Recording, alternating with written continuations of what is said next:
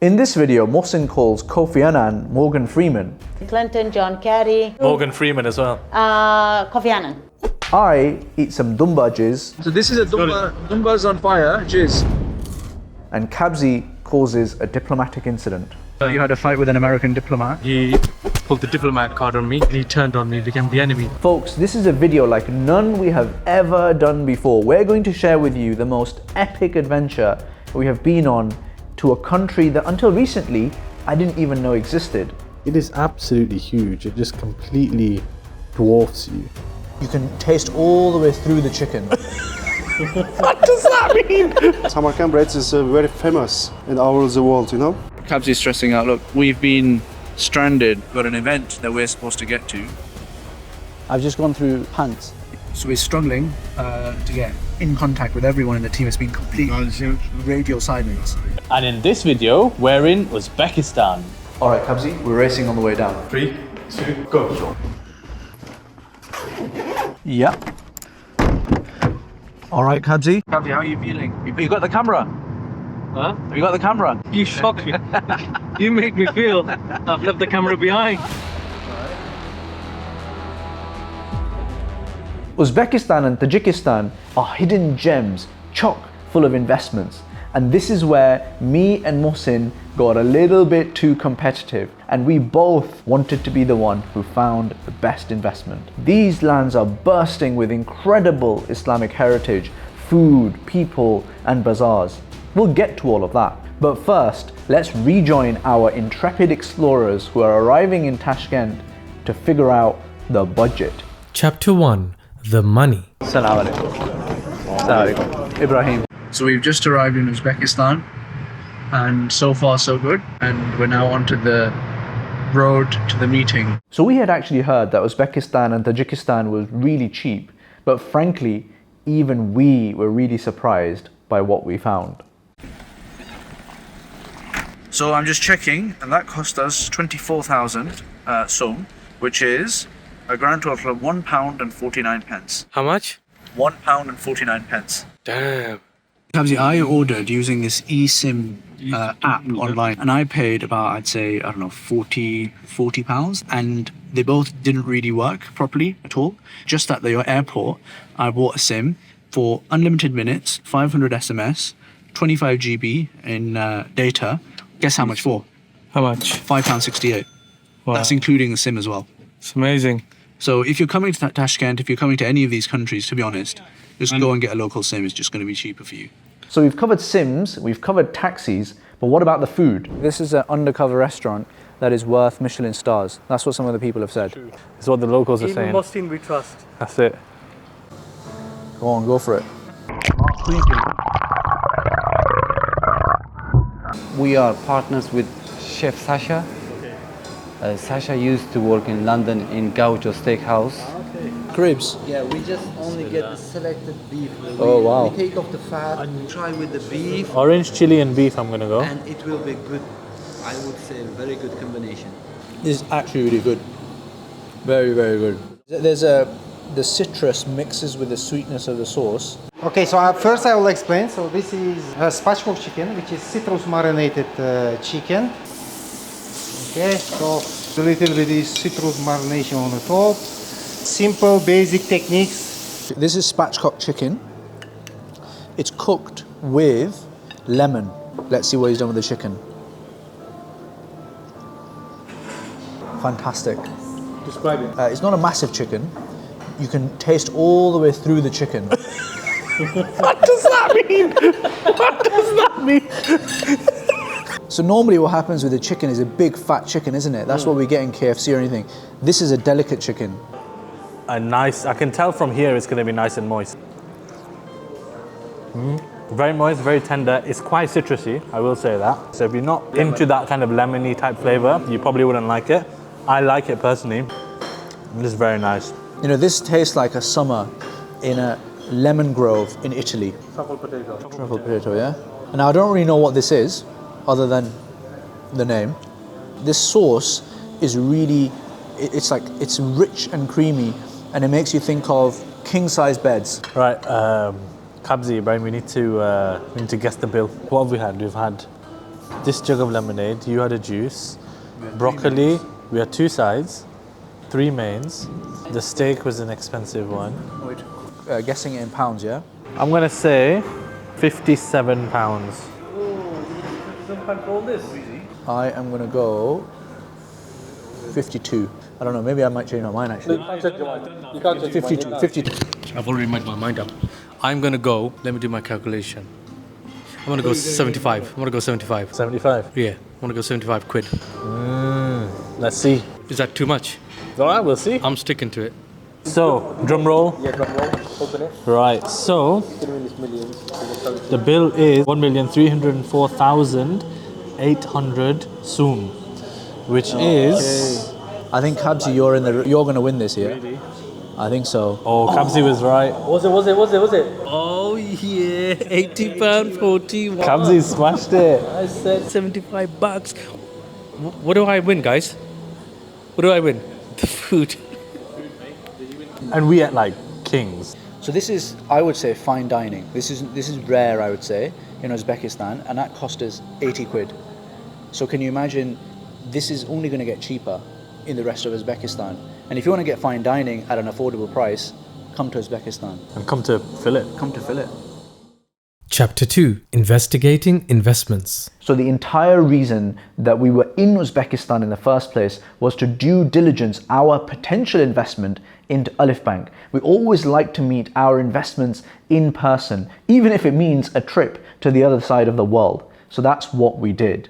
So what is Alif? Alif is a consumer Islamic bank that offers financing to its customers, and it's got an online shop as well. So what we came for, we've just done, which is due diligencing and really talking through Alif Bank's numbers.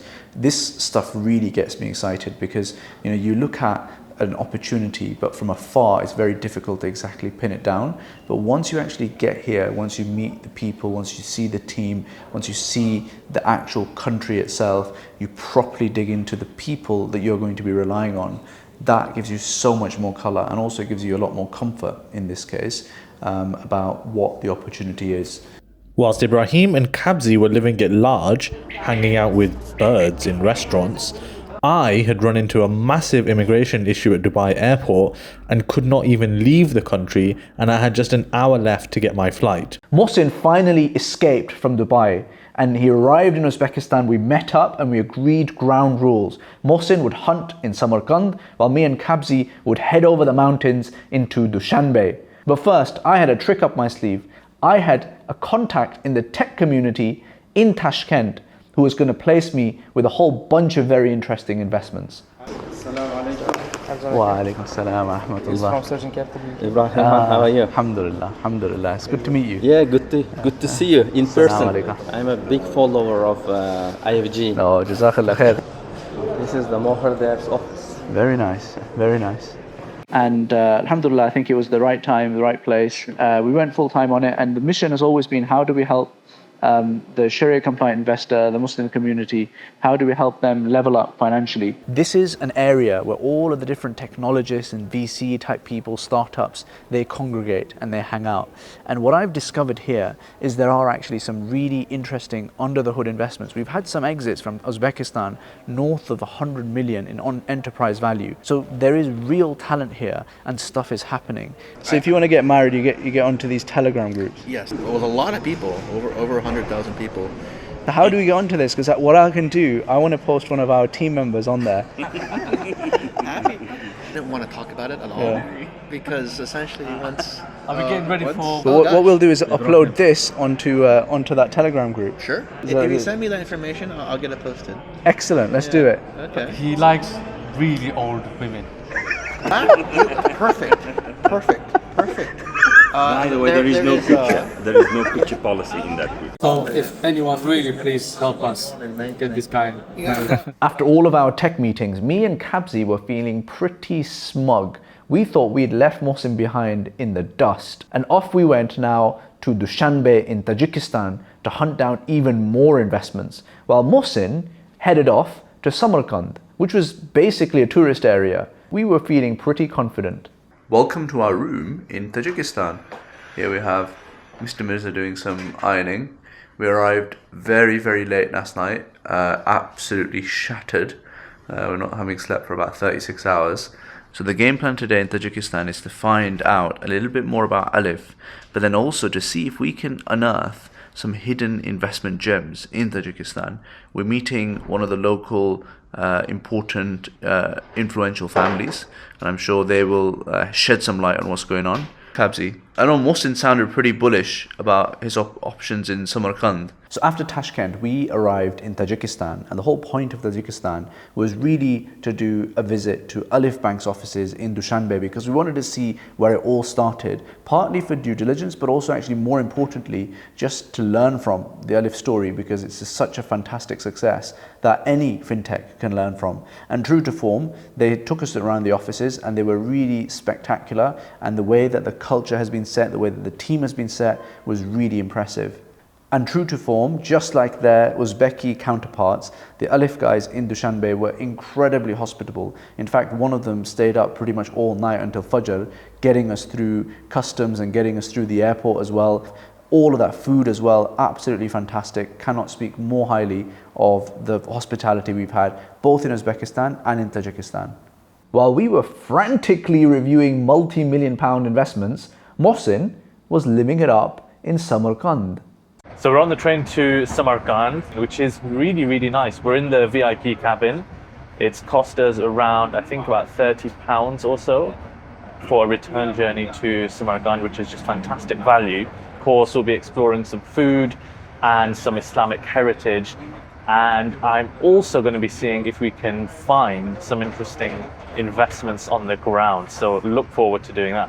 So we've arrived in sunny Samarkand. It's absolutely stunning. So we've come from the train station straight to Registan Square, and the taxi journey was about 20 minutes, and it cost £1.33, which is really, really good value.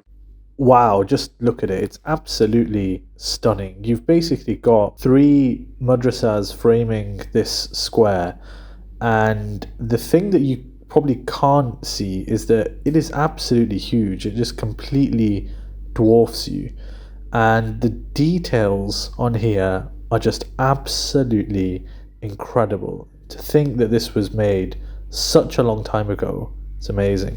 But having spoken to the locals, what they're telling me is that there's actually so many more places, and a lot of the stuff that is around here is pretty unknown. So even from an Islamic history perspective, you've got things like the mausoleum of Prophet Danyal alayhi salam. Imam Bukhari, of course, is buried here. It's super clean, the people are great, the infrastructure is really good. This is a fantastic place for families to come. Whilst Mohsin was seeing some of the ancient wonders of the world, me and Kabzy were getting excited over nappies. We're talking about undercover investments. I mean, look how much money can be made literally from diapers. 600 diapers made on this machine every minute. What these guys are doing is really interesting, because they're using their position in the market and their understanding of the market to partner up with people with expertise and bring something that isn't really available in their country. So it benefits the country, it benefits everyone. It's a family business? Family business. Oh, very good. How many breads are you doing every day? Thousands. More than 1,000? Yeah. Wow. What's the name of this? Yeah, just bread, naan. Just call it naan, okay. Yeah, naan. Okay. Big naan. One piece is 1 kilogram. Is it? Yeah. Wow. Every Samarkand people knows how to make the bread, you know? Traditional bread. Traditional bread. Yeah, Samarkand bread is very famous in all the world, you know? Yes. So how much do you sell one of these for? This one? Yeah. 10,000. 10,000? Yeah. So it's like 80 cents. 80 cents. Dollars, yeah. Yeah, in dollar, yeah. Yeah, so famous Samarkand bread. Let's dip into it. Have a look at that. Bismillah. That's awesome. That's really nice, Farouk. Nice, yeah? Very nice. He gave me one that was a little bit crusty. Kids, they get it on the way home from school. I can see there's, women coming, passing by, buying bread. I can see why. So Gayur Group, to be honest, I wasn't expecting much. I was expecting a cement company, cement factory. But when I went there, this was actually a really entrepreneurial company that had a number of different industries and factories that were really trying to diversify away from cement. And that included things like packaging, it included things like PCBA boards. And the thing that, to be honest, really took me by surprise was... Kabzy, you wouldn't guess what kind of factory we're in right now. We are in a tampon factory. So on that side, you've got wet wipes. There's a wet wipe factory over there. This is a tampon factory, and then they've got the diaper factory over there as well. And what they're building in Tajikistan is basically like a Johnson & Johnson competitor. Women's hygiene goods as well in that same factory. It's not talk either. The money has gone in, the investments have been made, the partners have been identified, and it's actually happening. And it's really impressive to see this entrepreneurial company starting from scratch and going on this journey along with the Tajiki economy as well. Meanwhile, back in Samarkand, one of my contacts had put me in touch with an incredible investment opportunity: handmade silk carpets. We came here in 1992 and we start this workshop from zero. Wow. This is silk cocoon. Right. Silk is coming from this cocoon. From one cocoon, it's possible to take 600 meter threads of the silk. From this? Yes, from this. Wow. After 2 years, 3 months, they spent to cut it by scissor to give the 3D shape. Wow. That's amazing. So how much is this one? This one costs $17,500 US. 17. Okay. Yeah. Dollars. Yeah. Another side, if we say 2 years work of someone, Of course. still it's Of good course. work. Of course. So these are mostly Central Asian design from this area. But these are traditionally carpets from this area. Making carpet all around the world is the same. Like whatever I make, it will be the same in another corner of the world. They will have the technique, they have warp, they have weft, and they have the knotting. Just repeat it. So 1, 2, 3, 4, 5, 6, 7, 8. This 8 action, we have to repeat it 930 times to full one line in this carpet. Wow. If I go into a shop, Yeah. and I see, because I'm not an expert, right? So I'll see 2 rugs. How can I quickly tell what's the I will difference? show you. Okay. Yes, that's the knots. You see? Okay. 5, 1, 2, 4, 3, 1, 1, Yeah. 2. This is the only different. Okay. Here's some people who have been in the workshop. You might know some of them, and also sometimes when they're coming, we have to organize the places. This man is very famous now. Yes. Like Mr. Medvedev, Putin. Hillary Clinton, John Kerry, France, and now we have you, Morgan Freeman as well. Kofi Annan. Kofi Annan. Yes. Looks like Morgan Freeman Yeah, to most me. of the people they think so. Yeah, you can put my picture now. So here we have our ready carpets. People may walk on these carpets. Okay. People can wash these carpets. People can vacuum these carpets. If they put these carpets on the floor, we give guarantee 40, 45 years without any damage. Really? But if they hang it on the wall, no guarantee. Why? We are not going to live so long. They change the color. If you look at it from one way, it's one color. If you look at it from here, it's another color. Yeah. Okay. But when we take the money, we take only from one way. We don't charge for the both ways. So there's this one guy that had been popping up on all of the videos about Uzbekistan. So we reached out to him. Unfortunately, he couldn't be there, but he connected us to his business partners. We were led into a really cool office, like this enormous thing where you would host dignitaries. And there I was with Kabzy talking about all of the different businesses and investments, the multi-billion pound investments that they were raising and making. And so I'm trying to pay attention, but Kabzy's roaming around, he's filming, he's zooming in, he's zooming out, he's going in close. And they're like, what is this guy? Is this part of their due diligence that they're trying to film us as well? It's good to meet you, Ibrahim. And then Kabzy joins me. He joins the due diligence team and he starts firing off questions to them. They're thinking, what's this going on? Is he part of the due diligence crew? Or Is the video part of the DD? He keeps on going on about garments. They keep looking at me. I have to nod because he's talking to me. And one of the questions that he was asking them was about garments. And that was really confusing because they had talked about 15 different things, but they didn't talk about garments at all. This was a serious meeting, so I stepped in thinking I want to score a point here. I go, what kind of garments are you selling? The guy goes, what? Sorry? Garments? I'm like, yeah, clothes. International price was government, Right. not the local. Some materials with the governments. They were working on government investments, they weren't working on garment investments. When he says garments, he meant government. Unfortunately, we were only in Dushanbe, Tajikistan for one day, and we thought before we turned up that it was going to be like a gulag, but actually it's a lovely city. And what we didn't realize was that 90% of all of Tajikistan is actually mountains and rugged scenery of breathtaking beauty and incredibly cheap too. This massive 3-course meal cost us just £24. I'll be meeting Ibrahim and Kabzy back in Tashkent. But in terms of what I'm seeing firstly, tourism is definitely something that an industry that could really grow here. Secondly, gold. This is a place full of gold, so I think there's a lot of interesting things to be done there. Thirdly, construction. The population is growing by about 1 million people every year. There's a growing middle class. People like to own here. There isn't really a renting kind of culture. People might rent for the sake of it, but the people, they want to buy. So I need to go away. I need to have a think and distill this down into an investment idea, so that by the time I catch up with Ibrahim and Kabzy, I've got something to show for it. I feel like we've come up with some absolute gems over here. Mine's a bit less of that, to be honest. Mohsin's kind of worried now. I've come to like a pretty solid conclusion, to be honest. All right. Tourism. Tourism. I just need to like knuckle down and have a think about what's the actual best way to get exposure. So hang on, so you've discovered a small investment that personally enriches you, whilst I've thought about the future of our Mission and vision. Why? How is tourism?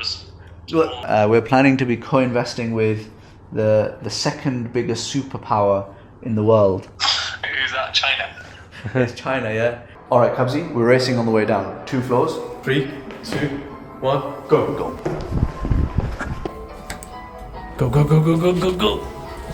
Oh man, what have I done? I think I have. I pressed bloody 3 instead of 1. Oh, donut. I'll pretend I've not arrived. Has he made it? Has he made it? Oh. Me and Kabzy set off back to Tashkent, but we ran into pretty serious issues. Kabzy's stressing out, look. God knows what he's doing. Look, he's just pacing around. We've been stranded in Dushanbe because the plane hasn't set off from Tashkent because of bad weather there. We've got an event that we're supposed to get to, and if we don't get to it, then it may be that Mohsin has to do that on his own, if he has managed to get there himself. Otherwise, there's going to be no one there from Curate for a Curate event. That's how many hours. I'm getting fed up now. Yeah, so I went to this like unofficial hotel. It's a prayer room. I am going in to pray. Oi. Everyone's on a mission here. We're praying really hard. Salam, guys. As I'm crammed in between and I did my... How did he cram in? How went like that. Stay there here. All these guys. Okay, dosto. Salam alaikum. Bondu, dosto. Yakshimish. I said yakshimish. No. It's what Boris says, isn't it? Yakshimish? No. Yeah, I think it is, yeah. I don't know what it means. What does it mean? You've had pretty bad experiences. Yeah, I did. So did you, Ibrahim. You had a fight with an American diplomat. Literally, try to push in. What did you say to him? I said, what are you doing, mate? Then he pulled the diplomat card on me. And I didn't allow him, and then he turned on me, became the enemy. A bit like American diplomacy. And then on the other side, I had an attack going on. You went full on with this guy. I know. I think he was a Mongolian guy. He said, what are you doing, mate? And then he just went... He's like, all right, I'm going to stay here. I'll push in next time. Right at the end, this guy tried to take money off me. I sorted everything out on my phone, my passport, and he was trying money. I said, yeah, I got money. He was trying to give a cheese, so I put the money on the tray. You're not going to get that from a Bengali. No way for me. Then he goes to me, money. I would have ripped those notes and thrown on the floor, then give it to him. I would have crunched up and eaten that note, then give it to him. Hey guys, I'm back in Tashkent now. You guys are arriving soon. The room is all set up and we are ready to be expecting guests in about half an hour. So yeah, let me know your ETA, inshallah. 7 hours later, we finally got onto our plane, but there's a problem. Our phone connection wasn't working for some reason. Hey guys, just nipped out for a second from the event. I've asked the driver here to come to the airport to find out what's going on and be ready to pick you up in case you do arrive. Hopefully you are able to make it for some part of the event, inshallah. So we're struggling to get in contact with everyone in the team. It's been complete radio silence. So the event is about to start. There's absolutely zero sign of Kabzy or Ibrahim. And looks like I'm going to have to go solo. But more importantly, I am genuinely worried at this point about the safety of the guys. I have no idea if we're going to turn up, if any of the guests are still going to be there. But let's see. I can't find anything online about what's going on with this flight. So I'm just hoping that inshallah they make it in one piece.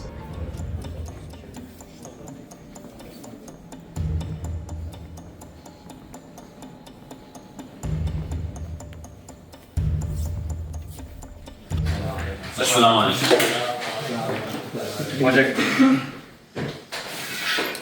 Assalamu alaikum. What's happening? Well, there's a lot. Well, what's happening with you? I know. Just arrived. I thought you'd done a flight. You've done a run. Against 170. So who actually won this investment competition? On one side, you have me and Kabzy. We found a diaper factory. We found a PCBA board factory. We found a female hygiene factory. We even found Alif Bank in Tajikistan. On the other side, we've got Mr. Patel, who found a bread shop. He found tourism generally is rising in Samarkand. He found a silk carpet shop, very interesting. And he reckons that the real estate market as a whole is going to have a bit of a boom. Of course, I think I won. But what do you guys think? Let us know in the comments below.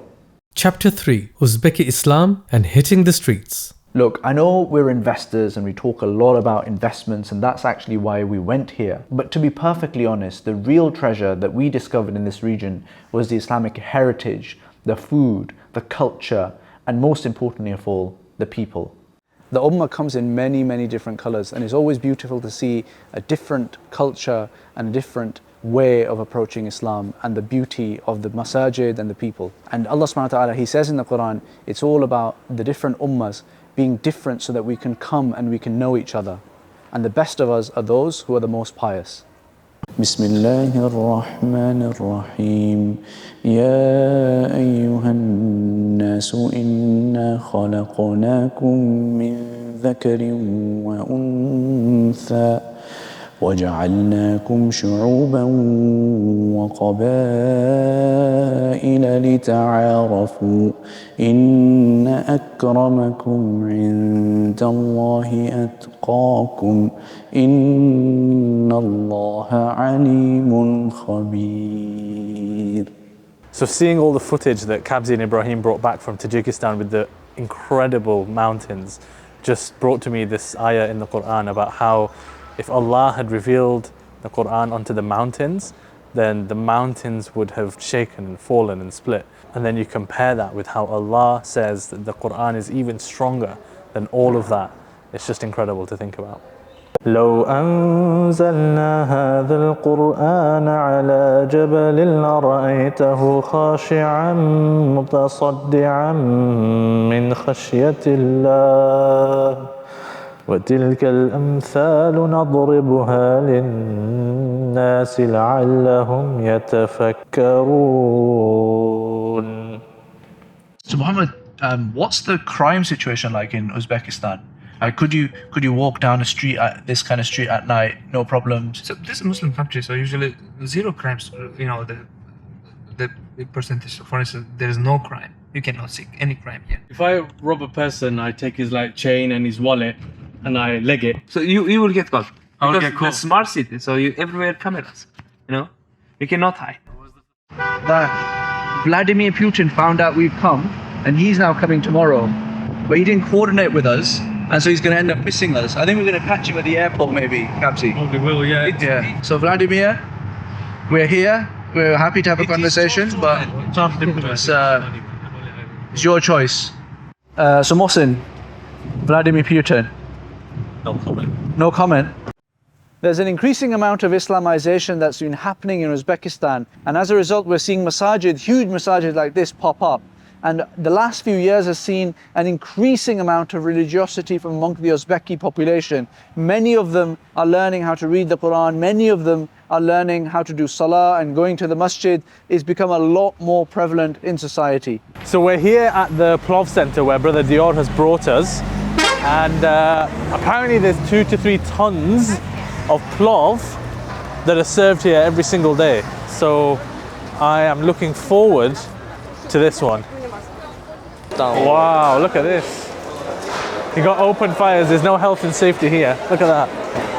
So we've got here basically a huge bowl of plov, and plov is basically rice, and there's like some carrots going on in there, there's raisins going on in there, there's meat going on in there, and you can see all these people gathered round, yeah, and everyone's taking like photos and videos and selfies, and it's all a bit dramatic. And over here, they're dishing out the plov. Hell of a lot going on. It's very, very busy. It's very hot in here as well. So we're gonna go around, we're gonna buy some plov now. Let's actually try the thing. So this is the Dumba's Jizz. So this is the Dumba, when the Dumba goes on fire. So this is a Dumba's on fire, Jizz. No, why not? What is it? Jizz. It tastes like jizz. This is horse and some rice. It is pineapple. The rice is tasty. The horse. Jizz wasn't nice. The jizz wasn't nice. No. But this, let me go for this. The horse is quite. No, it was okay. Bland, I would say. Yeah. There we go. Bismillah, bismillah, bismillah. See, it's all right, isn't it? Good, isn't it? It's nice. So we've just polished off plov. One dish, one plate costs 80,000 som, which is around £5. So that's a very, very, very hearty meal, but for £5. You would not see this in London.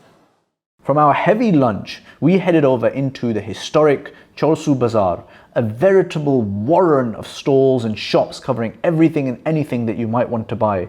I had one single agenda: to buy gifts for my family. Kabzy and Mohsin, on the other hand, they said they didn't want their family to get into bad habits. I've just gone through pants. Yeah. Arzuruk, Bering. Yurek, oh.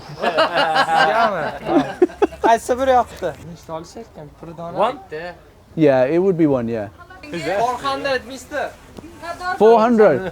For you. No. For you 400, everybody else 100. 700,000. In market. He's off his rocker this you tomorrow, huge income. Okay. You sell him 1 million. Shukran, Ahmed. All right, I think I'm gonna just get this. Look. Yeah, we done that. I think these look quite cool. 45,000. Okay, get this one. It's expensive. Is it? 80,000. 80,000? Yes. That's because you wanted it. I know. Ask her what's the best price, best final price. Final price was For this, 55. Yeah. 55? 55 final price. Is it? Yes. All right, let's go for that then. So for £10, 50, I bought 2 allegedly handmade pencil cases that Suleiman and Bilqis are going to fight over like cats and dogs, and I bought a beautiful teacup that you can't see because it's packed, but you will have hopefully got some footage. £10.50, absolute bargain. Это machine. What inside? Oh, okay. Handmade. Handmade? Go on, Mohsin. Mohsin doesn't even want to buy anything. But he's a rug expert. He is now a handmade silk Tashkent carpet expert. This is handmade silk? Handmade. What do you think? I wasn't there. You watched the footage. How much is this one? This one $7,000. $7,000? Are you serious? This man, he's looking for. And how much is this? 1,200. This is nice for a gift for your wife, no? Yeah, 1,200. Very nice. Come on, $500. Yeah, no chance. Why not? I brought Mohsin in to help me pick out the carpet. He's turned into I'm a on salesman. I'm on commission. Get one. It's nice. It's nice. Yes, you have to be. We have to be. Yes. Look at him. He's such a scumbag. Thank you. It's very nice. We'll come back. We'll come back one day, inshallah. So Mohsin, I hired him to be my expert guide into carpets. You know, think of it like an estate agent for carpets. He goes and he represents you, negotiates for you, make sure you get a good deal. Mohsin turns around and he's selling me their stuff. He's doing a better job than they are, selling me their stuff. Before I came to Uzbekistan, I thought this was a country that was poor, downtrodden. I didn't think there was going to be any interesting investments. I thought the people wouldn't really speak English. It'd be very difficult to interact with them. How wrong I was. But actually what we found was a really rich culture, a super organized infrastructure, and most of all, a booming and exciting economy that is set to grow in a huge, huge way over the next 30 years. So should you come to Uzbekistan? Yes, absolutely, from a business perspective and also from a family perspective. It's been a blast. When life gives you lemons, you have to make lemonade. We've got 3 subscribers now. Subscribe, IVG.